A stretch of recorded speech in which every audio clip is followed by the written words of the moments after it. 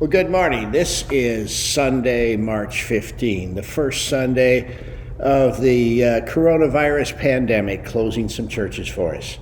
Hello, my name is Sherwin Brantsen. I'm the pastor at Laketon Bethel, and this is our first attempt at a video broadcast. I have no idea what I'm doing. The only training I've had is watching Tim Allen on, what's the name of that show again? Last Man Standing. And there are 3 people in this auditorium on a Sunday morning besides myself, which feels kind of strange. But anyway, welcome to Laketon Bethel, the church that values authenticity over hype. I'm going to give you a short version of what I was intending to teach this particular Sunday morning. So I wanted to address some of the concerns around the coronavirus.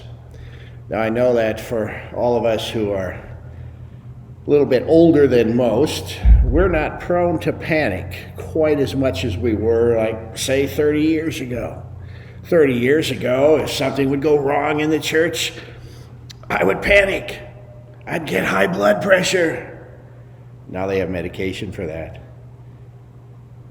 But it seems like whenever I would panic, or whenever I get filled with worry these days, it's almost like I hear this little voice saying, "Look, I've been with you all these years.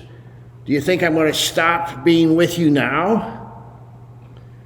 So when we remember all the things of previous public panicking situations, we can all remember where we were when 911 happened. I was in my office at home and a neighbor came over and told me. We can all remember something about the swine flu or the bird flu. And now there's this. And I have to admit, if I hear something on television, I assume it's not true. Or if I hear something from an elected government official, I just assume it's not true and it needs to be verified. I'm a skeptic of that. But there's been so much news on this, and my skepticism is still there. And I'm hoping that the news isn't just fanning the flames of panic all around the world. In my home, we've dealt with cancer in the last few years. And so a flu doesn't seem like very big potatoes to us. But we do realize that there are folks that are likely going to die from this. And so we want to honor them. We don't want anyone to not be safe, which is why we canceled services for this Sunday. And everyone is affected by it. We have a daughter at Grand Valley. No classes, no more cross country for this year. My wife's a healthcare worker. She has been overloaded with stuff to do. The stock market's crashed. We have another daughter who's a physical therapist who spends a lot of time cleaning up after patients because of this thing. We have a son who works for Intermountain Healthcare in Salt Lake City, and there's lots of things going on there. And those who actually get the virus, I'm hearing, has about a 1% death rate. But it has created a storm. And we know how to weather storms. The Gospel of Luke tells us that very plainly. There's a passage in there from Luke chapter 8 that I wanted to use this morning. The context of it's very simple. Jesus and his disciples were tired. They were going to cross the Sea of Galilee. And what they did is very simple. They got in a little fishing boat, went across to the other side, and a big storm came up. This is how Luke 8 reads. One day, he and his disciples got in a boat. "Let's cross the lake," he said, and off they went. It was smooth sailing, and he fell asleep. A terrific storm came up suddenly on the lake. Water poured in, and they were about to capsize. They woke Jesus. "Master, Master, we're going to drown." There's a couple of things we can learn from this. Jesus taking a nap in the middle of a storm is a great thing. Tells us that naps are good, except during church services. It tells us that Jesus took naps. And that gives us permission to take naps in the middle of the day. Storms on that lake came up out of nowhere. They were in a small boat, probably 30 feet long or less, with one sail on it, and it was getting whipped around. I looked up the size of the Sea of Galilee this week. It's 64 square miles. Now, Muskegon Lake is 6.4 square miles. So that means the Sea of Galilee is roughly 10 times the size of Muskegon Lake. And windstorms would come down off of the mountains and create huge waves. I would have been freaked out too. So they wake Jesus up, and it says, getting to his feet, he told the wind to silence and the waves, quiet down. They did it.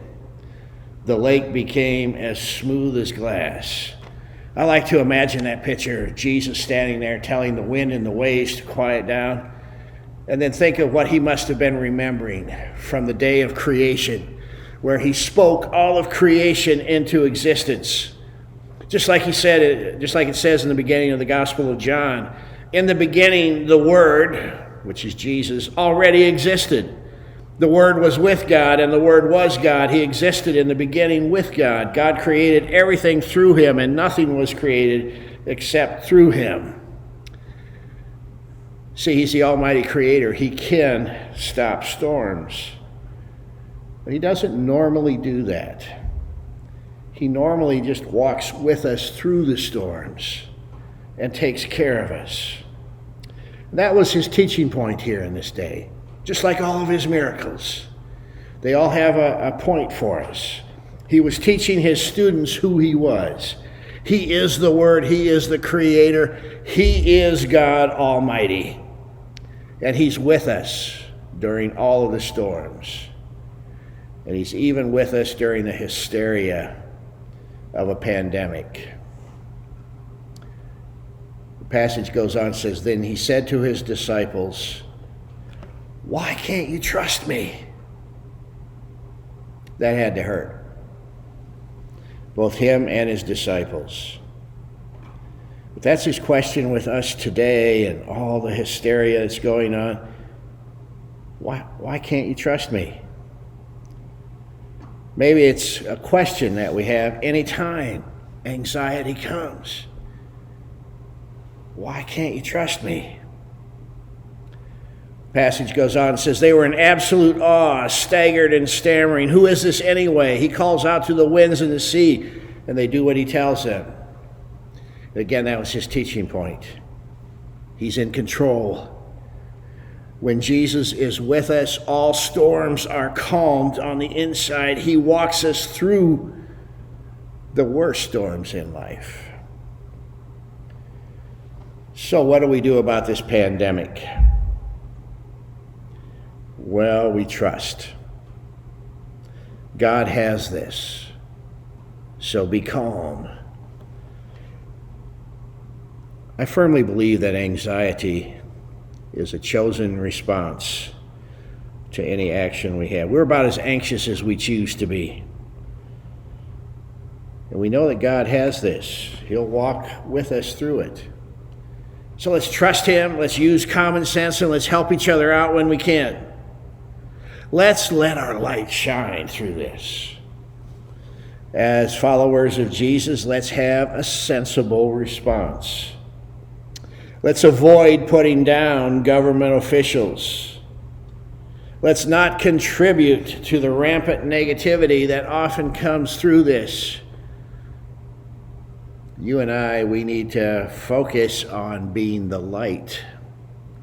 And let this event then be a catalyst of faith for those whose faith might be dormant. Who knows what this might do for folks?